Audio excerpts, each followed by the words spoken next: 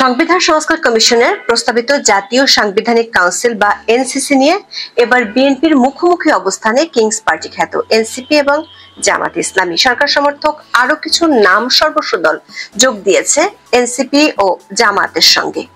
তবে বিএনপি ও তাদের সমমনা 12 দলীয় জোট সাফ জানিয়েছে সরকারের মধ্যে সরকার গড়ে তোলার মতো কোনো বিধান তারা সংবিধানে রাখতে রাজি নয়। প্রশ্ন হলো, উদ্ভট এমন প্রস্তাব সংবিধান সংস্কার কমিটি কেন দিল? আর তা বাস্তবায়ন করতে সরকার সমর্থক দলগুলো কেন উঠে পড়ে লেগেছে? আমরা পর্যালোচনা করে দেখেছি, এনসিসি গঠনের প্রস্তাব মানা হলে দীর্ঘস্থায়ী অচলাবস্থার মধ্যে পড়বে দেশ। প্রতিবার নির্বাচনের পর যে সরকার গঠিত হবে তারা পরিণত হবে স্রেফ ছোট জগন্নাথে। চলুন যাওয়া যাক বিশ্লেষণ।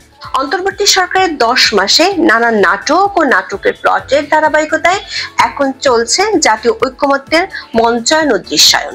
গত 20 মার্চ থেকে 19 মে পর্যন্ত বিএনপি, জামাত, এনসিপি সহ 33টি রাজনৈতিক দল ও জোটের সঙ্গে আলোচনা করেছে ঐক্যমত্য কমিশন। বলাই বাহুল্য, এবারের আলোচনাতে যোগ দেয়া বেশিরভাগ দলই নির্বাচন কমিশনে নিবন্ধনহীন। আবার নিবন্ধিত দলের বেশিরভাগও বলতে গেলে নাম সর্বস্ব।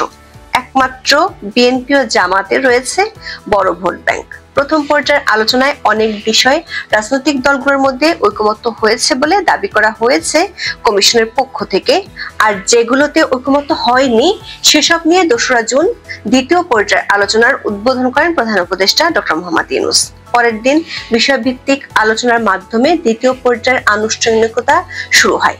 এবারের আলোচনায় জাতীয় সাংবিধানিক কাউন্সিল বা এনসিসি গঠনের সুপারিশের বিরুদ্ধে কঠোর অবস্থান নিয়েছে বিএনপি। তাদের সঙ্গে আছে সমমনা দলগুলোর 12 দলীয় জোট। অন্যদিকে স্বাভাবিক চিত্র হিসেবে এনসিসির পক্ষে অবস্থান নিয়েছে এনসিপি, জামাত সহ সরকার সমর্থক বিভিন্ন দল। নাম সর্বস্ব দলের সংখ্যার ভিত্তিতে জাতীয় ঐক্যমত্য কমিশনের সহসভাপতি অধ্যাপক আলী রিয়াজ দাবি করেছেন, এনসিসি গঠনে অধিকাংশ রাজনৈতিক দল সম্মতি দিয়েছে। দর্শক, কিছুদিন আগে প্রধান উপদেষ্টা ডক্টর মোহাম্মদ ইউনূস জাপান সফরে গিয়ে দাবি করেছিলেন দেশের কেবল একটি দল ডিসেম্বরে নির্বাচন চাইছে। ঠিক একই কৌশল প্রয়োগ করছেন ডক্টর আলী রিয়াজ। রাজধানীর ফরেন সার্ভিস একাডেমিতে কমিশনের সঙ্গে রাজনৈতিক দলগুলোর সংলাপ শেষে 18 জুন তিনি দাবি করেন কয়েকটি দলের ভিন্নমত রয়েছে এনসিসি নিয়ে। তিনি দাবি করেছেন রাজনৈতিক দলগুলো সাংবিধানিক প্রতিষ্ঠানে নিয়োগ প্রক্রিয়ায় অংশগ্রহণমূলক কাঠামোর প্রয়োজনীয়তা উপলব্ধি করছে। এ বিষয়ে অধিকাংশ দলই একমত, যদিও কয়েকটি দল ভিন্নমত পোষণ করেছে। জাতীয় সাংবিধানিক কাউন্সিল বা এনসিসির ব্যাপারে বিএনপির আপত্তি জানার আগে চলুন দেখে নেই কি রয়েছে রিয়াজ কমিশনের সুপারিশে। সংবিধান সংস্কারের জন্য তার নেতৃত্বে গঠিত কমিশন গত 15 জানুয়ারি তাদের চূড়ান্ত প্রতিবেদন জমা দেয়। প্রতিবেদনে সংবিধানের বিভিন্ন দিক সংস্কারের জন্য অনেকগুলো সুপারিশ করা হয়েছে। কমিশনের নানান অদ্ভুত সুপারিশের একটি হলো জাতীয় সাংবিধানিক কাউন্সিল বা এনসিসি গঠন। আমরা পর্যালোচনা করে দেখেছি 144 পৃষ্ঠার প্রতিবেদনে মোট 94 বার এসেছে এনসিসির নাম। তার মানে এটি রিয়াজ কমিশনের টপ প্রায়োরিটির অন্যতম। সরকার সমর্থক দলগুলোর মরিয়া আচরণ দেখেও পরিষ্কার, তারা যে কোনো উপায়ে সংবিধানে এনসিসি গঠনের বিধান যুক্ত করতে চায়। দর্শক, আমাদের পর্যবেক্ষণ হলো সাংবিধানিকভাবে এনসিসি গঠিত হলে সরকারের ভিতরে তৈরি হবে আরেক সরকার। এমনকি এনসিসির হাতে থাকা ক্ষমতা নির্বাচিত সরকারের স্বাভাবিক কার্যক্রমকেও পঙ্গু করে দিবে। ফলে তৈরি হবে চিরস্থায়ী রাজনৈতিক অচলাবস্থার। এনসিসির হাতে সরকারকে নিয়ন্ত্রণের ব্যাপক ক্ষমতা থাকলেও এনসিসির দায়বদ্ধতা নিশ্চিতের কোনো বিধান রাখেনি রিয়াজ কমিশন। এতে করে জনগণের ভোটে নির্বাচিত সরকারের চেয়েও সীমাহীন ক্ষমতা নিয়ে দানবীয় হয়ে উঠবে এনসিসি।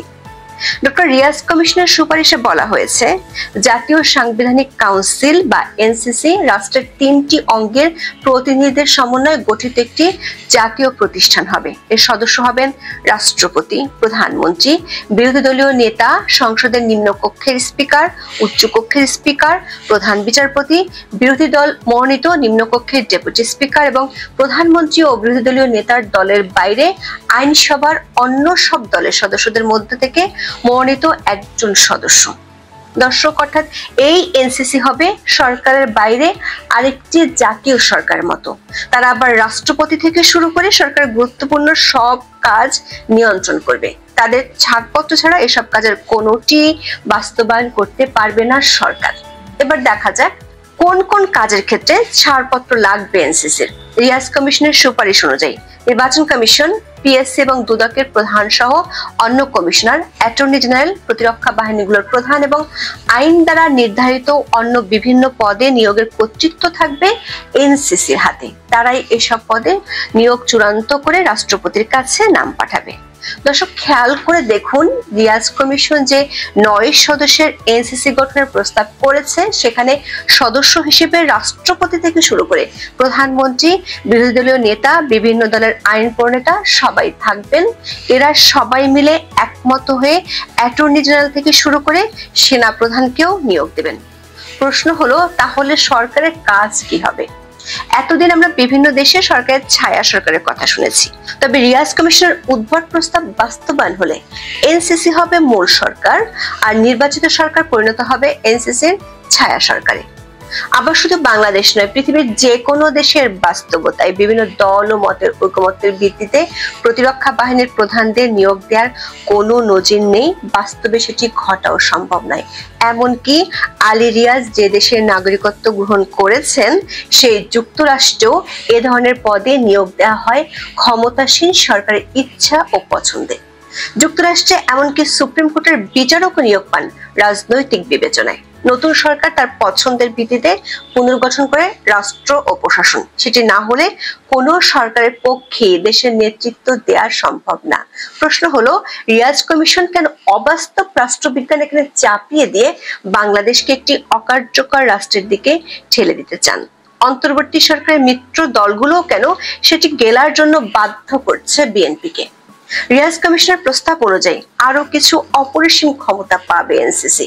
তাদের প্রতিবেদনে বলা হয়, তত্ত্বাবধায়ক বা অন্তর্বর্তী সরকারকেও নিয়োগ দেবে জাতীয় সাংবিধানিক কাউন্সিল। এজন্য এনসিসির 9 সদস্যের মধ্যে ন্যূনতম 7 সদস্যের সিদ্ধান্তে এনসিসির সদস্যদের বাইরে নাগরিকদের মধ্য থেকে একজন গ্রহণযোগ্য ব্যক্তি প্রধান উপদেষ্টা হিসেবে নিয়োগ পাবেন।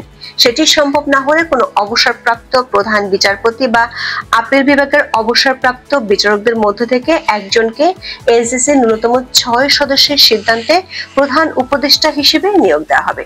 সেটাও সম্ভব না হলে এনসিসির সব সদস্যের সর্বসম্মত সিদ্ধান্তে রাষ্ট্রপতি প্রধান উপদেষ্টা হিসেবে অতিরিক্ত দায়িত্ব গ্রহণ করবেন। দর্শক, অন্তর্বর্তী সরকার প্রধান উপদেষ্টা নিয়োগের আরো কয়েকটি ফর্মুলা দেওয়া হয়েছে, তবে সবগুলোতেই সায় থাকতে হবে এনসিসির। এর অর্থ হলো, নির্বাচিত সরকার দায়িত্ব নেওয়ার পর থেকে তাদের উপর খবরদারি করবে এনসিসি। এমনকি নির্বাচিত সরকার ক্ষমতা ছাড়ার পরেও বহাল থাকবে এনসিসির কর্তৃত্ব। তারাই নিয়োগ দেবে নির্বাচনকালীন অন্তর্বর্তী সরকারকে। আবার এই এনসিসির জবাবদিহি কারো কাছে নেই। অনেকটা তারাই হবে দেশের প্রধান ক্ষমতা দেওয়ার সরকার। মানুষ ভোট দেবে নতুন সরকার নির্বাচনের জন্য, কিন্তু সব সময় দেশ চালাবে এনসিসি নামে জাতীয় সরকার। দর্শক, রিয়াজ কমিশনের সুপারিশে এনসিসি কে আরো কিছু ক্ষমতা দেওয়ার কথা বলা হয়েছে, যাতে শুধু দ্বৈত শাসন নয়, তৈরি হতে পারে ভয়ঙ্কর অচলাবস্থা। এতে বলা হয়েছে, সুপ্রিম জুডিশিয়াল কাউন্সিল বহাল থাকবে, তবে কাউন্সিল তদন্ত ও অনুসন্ধানের অভিযোগ পাঠানোর ক্ষমতা রাষ্ট্রপতির পাশাপাশি এনসিসিরও থাকবে। এর অর্থ হলো, বিচার বিভাগের উপরেও তৈরি হবে এনসিসির কর্তৃত্ব। আবার দেশে জরুরি অবস্থা জারি করতে হলে লাগবে এনসিসির ছাড়পত্র। এটি ছাড়া কোনো পদক্ষেপ নিতে পারবেন না রাষ্ট্রপতি। প্রশ্ন হলো, জাতীয় সরকার এনসিসির ছাড়পত্র নিয়ে যদি জরুরি অবস্থা জারি করতে হয়, তাহলে সেই জরুরি অবস্থার প্রয়োজন কেন হবে, কিভাবেই বা হবে? আবার জরুরি অবস্থার সময় নাগরিকদের সব অধিকার বহাল রাখার কথাও বলেছে রিয়াজ কমিশন। এমন অদ্ভুত রাষ্ট্রবিজ্ঞান পৃথিবীর ইতিহাসে কেউ কখনো পড়েছেন কিনা সেই প্রশ্ন আমাদের রয়েছে। এনসিসির নামে চাপিয়ে দেয়া চিরকালীন জাতীয় সরকারের ফর্মুলা প্রত্যাখ্যান করেছে বিএনপি। দলের নেতা সালাউদ্দিন আহমেদ বলেন, এনসিসি কে সাংবিধানিকভাবে অনেক ক্ষমতা দেওয়ার কথা বলা হয়েছে, কিন্তু তাদের জবাবদিহি নেই। যদি অথরিটি থাকে পাওয়ার ফাংশন থাকে কিন্তু অ্যাকাউন্টেবিলিটি না থাকে, সেই রকম কোনো প্রতিষ্ঠানের প্রতি আমরা গণতান্ত্রিক দল হিসেবে সমর্থন জানাতে পারি না।